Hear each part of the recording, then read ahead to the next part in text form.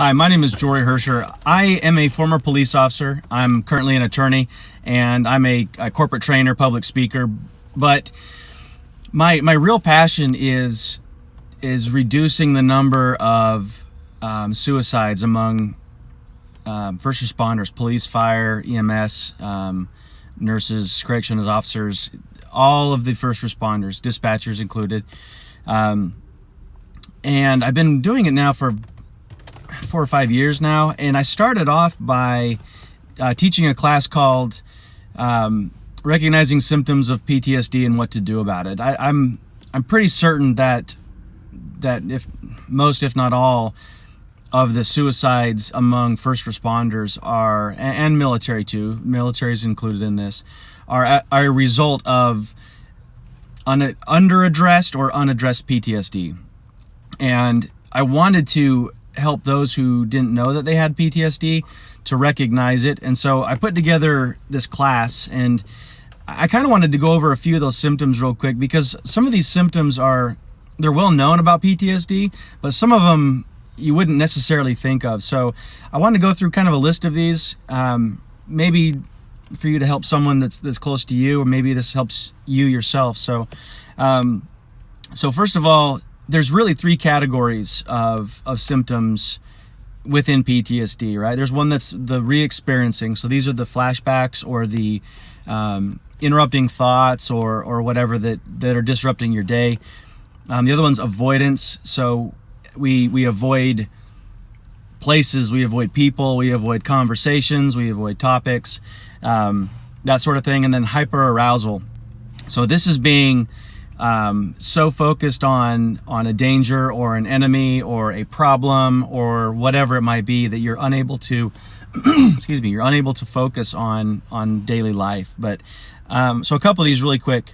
The avoidance techniques obviously are going to be not going places, but it's also an emotional numbness and a feeling of guilt. It's a strong guilt for things that we can't control.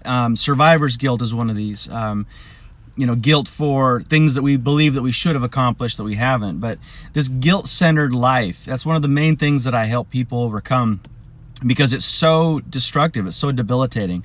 But feeling on edge or tense, there's a bunch of these, but I know this is kind of running long, so I'm going to just tell you quickly about a few of the physical ailments.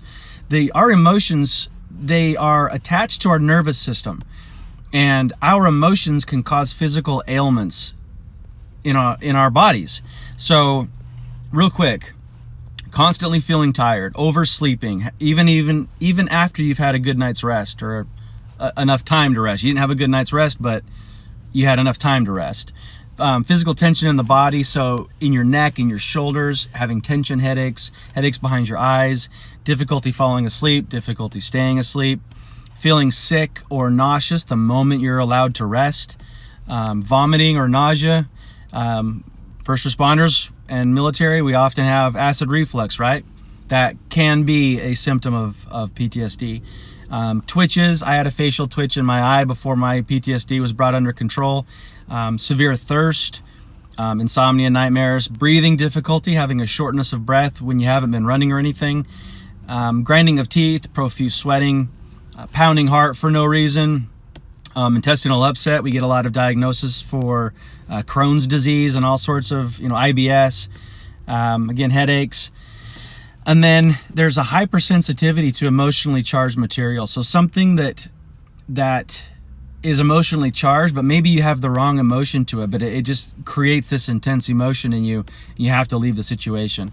Again, those are just a few of the symptoms, and it's not a check this list, you must have all of them. It can be one or few or many or whatever of this list, but if you are experiencing these and there's no other explanation for it, you may have some trauma that you need to overcome. That doesn't mean you have PTSD, and I'm not a doctor. I'm not here to diagnose you. I'm not a licensed counselor, but what I am is a PTSD survivor. I'm a survivor of an attempted suicide. I'm a survivor in that I'm here, and I'm passionate about this because I got to experience something that really no man, no woman should ever have to experience, and that is the intention to take their own life. And so this is my calling. This is what I do now. And I would love to help you. I'm a phone call away. I'm an email away. Even if you don't come to me, if you go to somebody else, please reach out. First responders who are still working, if you are still in a first responder career, please do a check on this and see if you're experiencing any of these, because if we can get you help now, then it doesn't lead to worse problems later. And by the way, alcoholism in first responders, let's not pretend like that's not a thing, and that's called self-medication. So please reach out. My name is Jorey Hersher. You can reach me on my LinkedIn page, my website. You can send me a direct email. I would love to chat with you. So I'm specifically talking to men. This applies to women too, but men, you are less likely to reach out than a woman is. So reach out, please. We'll do it privately. No one has to know. Your department doesn't have to know. Nobody has to know. So please reach out. Let's get some help. Thanks.